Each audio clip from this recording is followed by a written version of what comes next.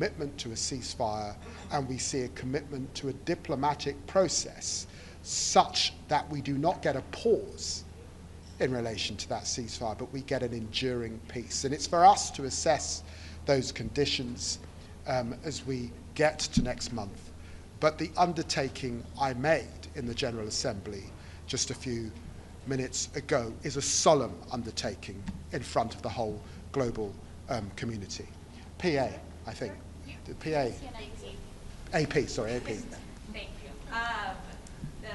To follow up on Tom's question, what the French government has said it's willing to take actions calling on the EU to implement unfreeze money that Israel owes to the Palestinian Authority, to be able to sanction any Israeli senators that are targeting West Bank settlements. What is the UK planning on doing to be able to force or incentivize Israel to fall in line? Will there be an arms embargo? Will there be any sanctions against Israel if they do not comply in this?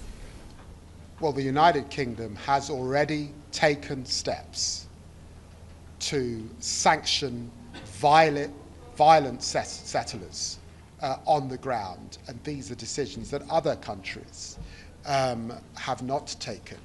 We also took decisions to sanction Ben Gvir and Smodrik, and these are decisions that the European Union have not yet taken. We indicated 27 foreign ministers came together with me in a statement just 2 weeks ago, and we indicated that we would take further steps to affect the situation on the ground, and we are clear about that. But today is about achieving the abatement of the suffering that we see on the ground. We have to have those trucks get in, and our assessment is that 25 trucks went in, I think, on Sunday, perhaps up to 35 just in this last period. We have delivered 20 tons of aid with our Jordanian friends into northern Gaza in terms of airdrops to alleviate the suffering, and obviously to ensure that those airdrops landed safely in a clear path. But that will not ease the suffering that we are seeing, the malnourishment that now is widespread, and the fear of starvation that is a global concern. And so the United Kingdom, working with partners, and you've seen us working with our Arab partners, but obviously working alongside France and Saudi Arabia today, we are all attempting to bring an end to this suffering. Thank you very much indeed. Thank you.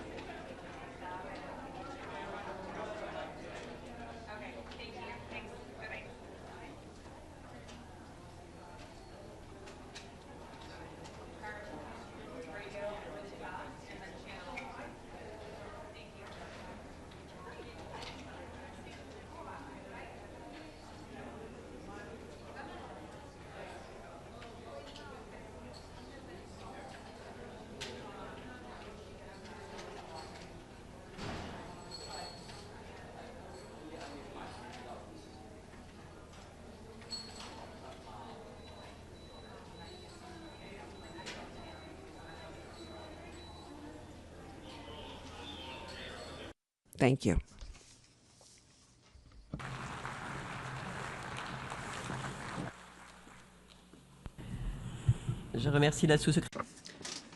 I thank the Vice Minister for Foreign Affairs and International Cooperation of Italy. I now give the floor to His Excellency Florian Hahn, Minister of State at the Federal Foreign Office of Germany.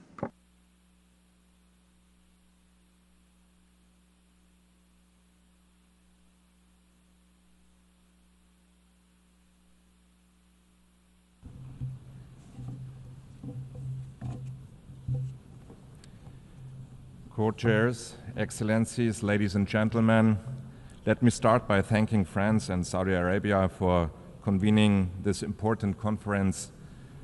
Our convening today takes place against the backdrop of the ongoing war in Gaza, raging for more than 20 months now. Nothing can be stronger, more pressing reminder of the need to resolve the Israeli-Palestinian conflict and to take action towards peace and the two-state solution. The humanitarian situation in Gaza remains utterly unacceptable. Hostages, including 7 German citizens, are still in Hamas's captivity. The man-made hunger crisis afflicting civilians in Gaza is especially unsettling. All this will have irreversible consequences for generations. Germany, therefore, demands immediate, safe, rapid, unhindered, and sustained access by the UN and humanitarian organizations, an immediate ceasefire, and the unconditional release of hostages now. More than 600 trucks are waiting in Al-Arish at the Egyptian border alone, and Germany committed up to $350 million in humanitarian assistance since October 2023 to operations in the Palestinian territories. Ladies and gentlemen, Germany will always be unbreakably committed towards security of the State of Israel and its people. And it is our firm conviction that ultimately only the two-state solution with a Palestinian state existing side by side in peace and security will guarantee Israel's existence as a Jewish and democratic state.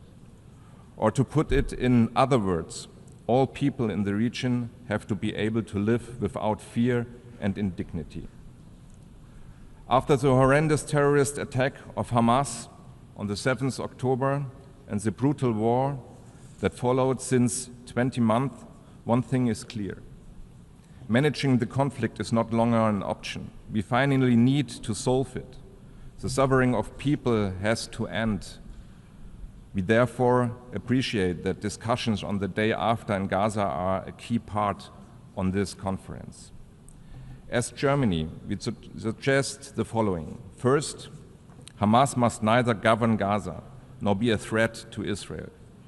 For this reason, we stand ready to help providing security by concrete measures, including through EU missions such as UBAM, Rafah, and UPOL COPS, and support to the United States Security Coordinator for Israel and Palestinian Authority. We do this in cash and in kind. Second, we welcome the Arab plan for the day after. Any day after plan needs local Palestinian and Arab ownership. Gaza belongs to the Palestinians and must be rebuilt. Third, we state loud and clear that the Palestinian Authority, as sole legitimate representative of the Palestinian people, must play the key role in the future governance arrangement.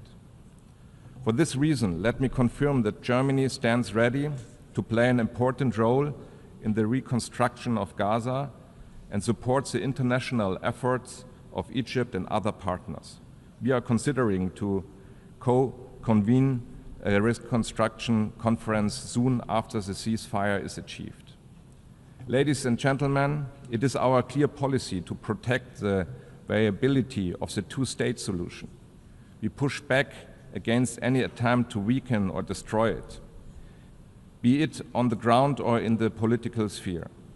For this reason, 3 legal arguments in line with long-standing EU positions are key to our policy. First, we do not and will not recognize any changes to the 1967 borders unless agreed upon by the parties. Second, we consider Israeli settlements in the occupied territories unlawful and a serious obstacle to peace. Third, we respect the ICJ's advisory opinion of the 19th July 2024 and act in line with its stipulations. Ultimately, we want to see an independent, democratic, and viable Palestinian state existing side by side in peace and security with Israel. 2 remarks. This state needs to be built, not just declared. The building of this state has to be made possible, not impossible. For this reason, we contribute every single day in cash and in kind to building the foundations of the future Palestinian state. First, the total value of our ongoing bilateral development cooperation with the Palestinian Authority amounts to more than $1 billion in total. We work for better institutions, efficient Palestinian municipalities, and improved water services and infrastructure. Second, we strengthen the Palestinian economy through education, vocational training, and the work programs, and we call on Israel to release this tax revenue which belonged to the Palestinian Authority under the provisions of the Paris Protocol. Third, we support civil society, peace building, dialogue, and shared society initiatives that pave the way for a better understanding of both societies. Joint narratives for peace are more important than ever. Ladies and gentlemen, even if it seems like a very remote perspective, while there is a war in Gaza and while there are very negative trends in the West Bank, a two-state solution must be negotiated by Israel and the Palestinians. As Germany, we have said to recognize a Palestinian state rather at the end of such negotiations. This is still our position, but we do see that Israeli policies are currently pointing in the opposite direction. This is utterly wrong and not serving Israel's long-term security interests. We therefore urge Israel to engage in the political process for a two-state solution, which is launched with the conference today. This is a way to achieve lasting peace and lasting security. Thank you very much.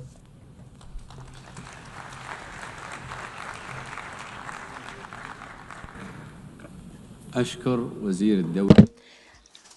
I thank His Excellency, the Minister of State of Germany, and now give the floor to Her Excellency Minna-Lina Lind, Deputy Minister for Foreign Affairs of Estonia.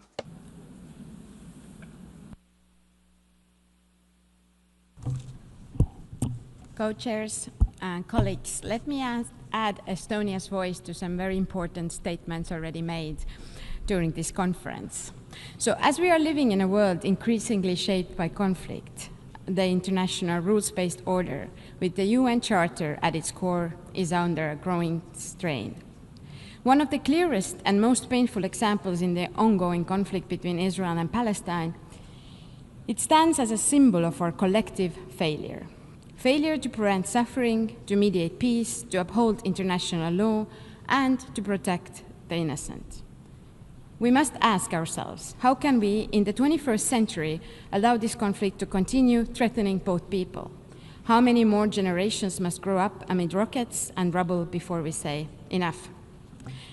There are no words enough to describe the devastation caused by escalation of violence since 7 October 2023.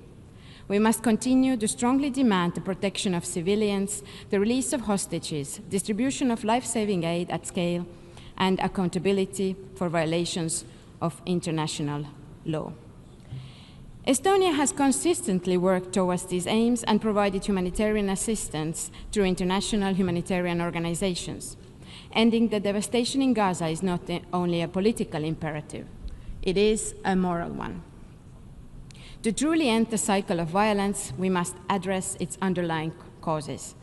The only comprehensive path forward is the two-state solution, a viable independent Palestine and a secure and recognized Israel. Two peoples living side by side in peace, dignity, and security. This path requires meaningful engagement, courage, and leadership from both Israelis and Palestinians. We need to insist on benefits of dialogue, empower responsible voices, and support those who still believe that peace is possible. It also requires a committed international community. We need honest brokers who are guided by justice and long-term vision. We commend those countries and leaders who have undertaken that task and put in their effort throughout the years. We agree that it is high time to move beyond ideals towards practical implementation of the two-state solution. To this end, Estonia welcomes and supported the convening of this conference and is an active member of the Global Alliance for the Implementation of the Two-State Solution.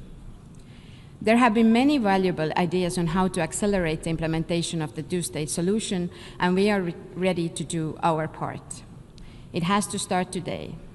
In order to materialize an independent Palestinian state, we need to strengthen the Palestinian Authority and Palestinian institutions. Estonia is a long-standing supporter of the Palestinian Authority. We have had cooperation in e-governance, helping to build digital services. We have advised Palestinian police through the EU mission and trained Palestinian diplomats at the Estonian Diplomatic School. We will continue to support the Palestinian Authority and its reform agenda. Estonia is also committed donor and partner to UNRWA and will contribute to discussions on the agency's future. The road ahead is difficult, but the alternative, continued violence and despair, is unacceptable. Let us recommit ourselves to peace as a necessity. Let us work to end this war as an act of global responsibility. And let us help bring Israelis and Palestinians together, not just because they deserve peace, but because the world needs it too. Thank you.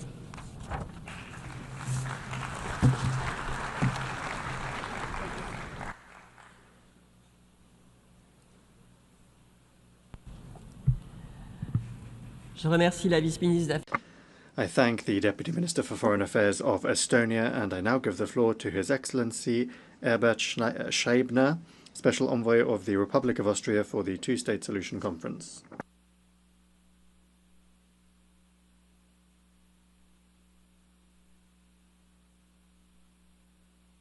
Excellencies, distinguished co-chairs, ladies and gentlemen, let me begin by expressing my appreciation to the co-chairs, France and the Kingdom of Saudi Arabia, for the convening of this very important high-level conference. Austria remains firmly committed to a comprehensive, just, and lasting peace in the Middle East, a peace in which two democratic states, Israel and Palestine, live side by side in peace and security within secure and international recognized borders. But we are not here to merely reaffirm long-held positions. We are here to support concrete progress for real steps toward the implementation of the two-state solution. Sadly, the already distant prospects for a lasting peace have moved even further out of reach ever since the horrendous terror attack by Hamas on 7th of October. And we should never forget this. As a first and crucial step towards resuming a credible peace process, the war in Gaza must end right now. To this end, Austria calls for an immediate ceasefire in line with UN Security Council's resolutions 2735, leading to a permanent end of hostilities. Hamas must unconditionally release all remaining hostages with dignity. Taking them was a crime, a terroristic act that should never have been committed. At the same time, the humanitarian situation in Gaza is nothing less than apocalyptic. Too many civilians, too many children have lost their lives in vain. The suffering of the civilian population must stop. Abiding by international humanitarian law is not optional. In an effort to alleviate the dire crisis, Austria has provided over 67 million euro in humanitarian aid to Gaza and the conflict-ridden region since hostilities began. We welcome the understanding reached between the European Union and Israel to significantly improve the distribution of aid and call for its full and swift implementation. Moreover, the United Nations and the ICRC must be fully involved in the distribution of aid, a mechanism that does not comply with the humanitarian principles and puts vulnerable people at risk defies its own purpose. The reported killing of over 1,000 Palestinians seeking aid is horrifying and unacceptable. Stabilizing both the security and humanitarian situations is a prerequisite for a second phase, the medium-term perspective. This second step is the reconstruction effort and economic support. For us, it's clear. Gaza is and will remain Palestinian. Any calls for displacement or annexation of Palestinian legal land are illegal and will not only lead to more chaos and violence in the region. But the most difficult question remains, how can a pragmatic and realistic governance arrangement be ensured for Gaza under the Palestinian Authority, in which Hamas plays no role and is fully disarmed, posing no threat to Israel? Austria welcomes the initiative of the Arab countries to present a plan for the reconstruction of Gaza. We will continue to support this plan and stand ready to contribute to its financing when the time comes for its implementation. Austria, also via the European Union, will continue to support the Palestinian Authority to help it address its most pressing needs, build international capacities, and implement its reform agenda. A strong Palestinian Authority is also in the interest of Israel. Therefore, we call on Israel to release the legitimate funds of the Palestinian Authority. Finally, on the long-term perspectives for a two-state solution. While this conference is of course an important contribution, a negotiated solution remains the only sustainable path that is in the interest of both parties.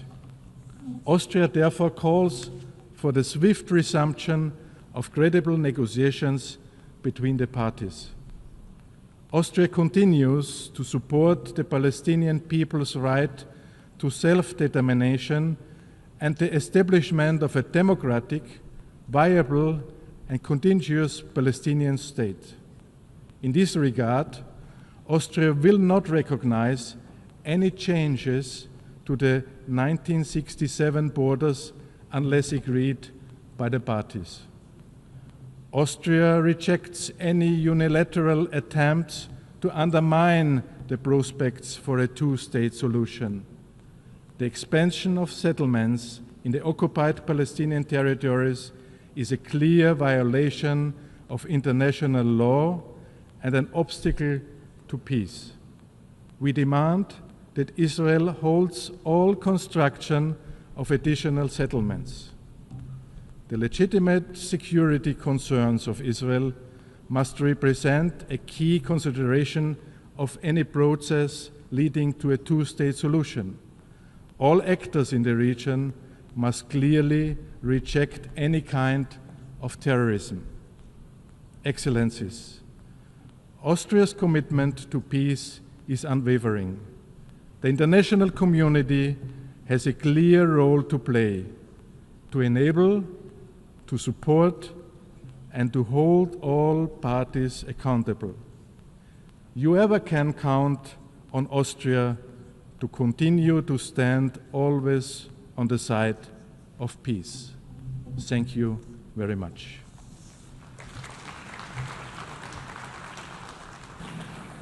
أشكر المبعوث. I thank the special envoy of the Republic of Austria for the two-state solution conference. I now give the floor to His Excellency Arjus Ursuljiks, Parliamentary Secretary of the Ministry for Foreign Affairs of Latvia.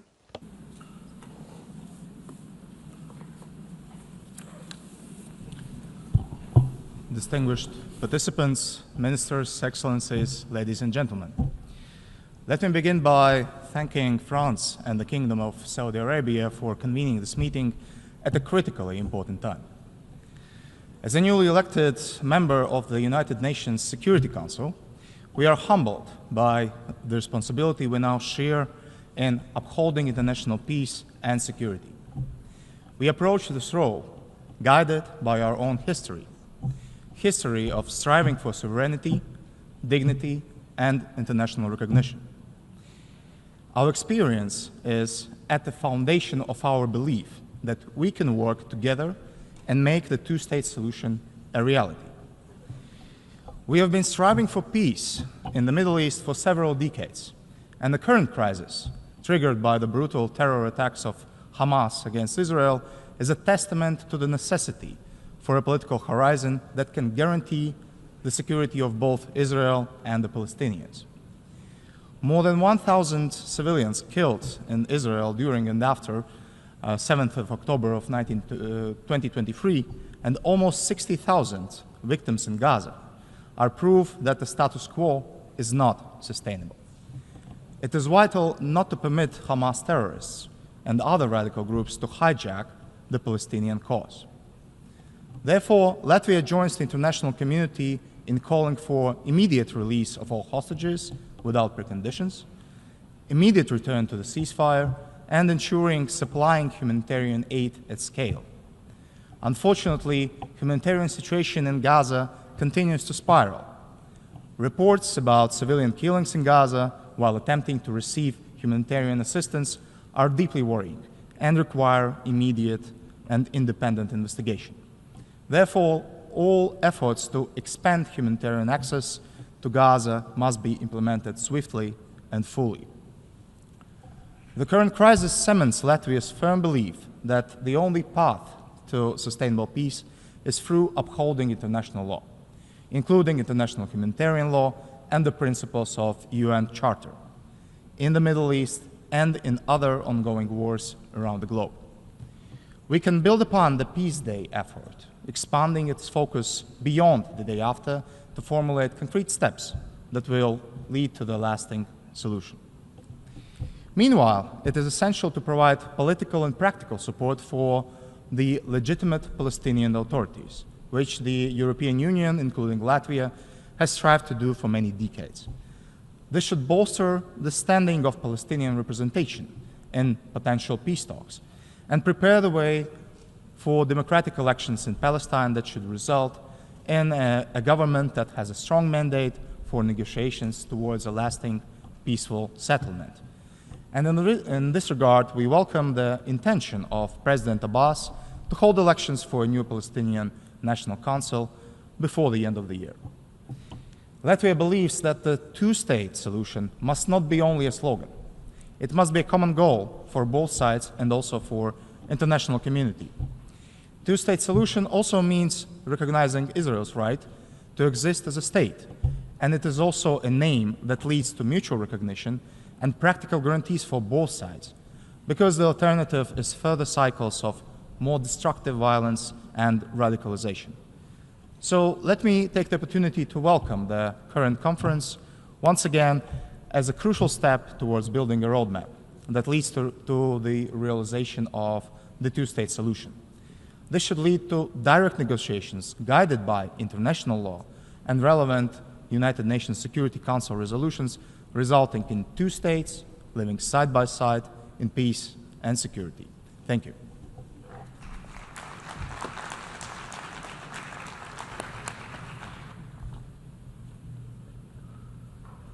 Je remercie le...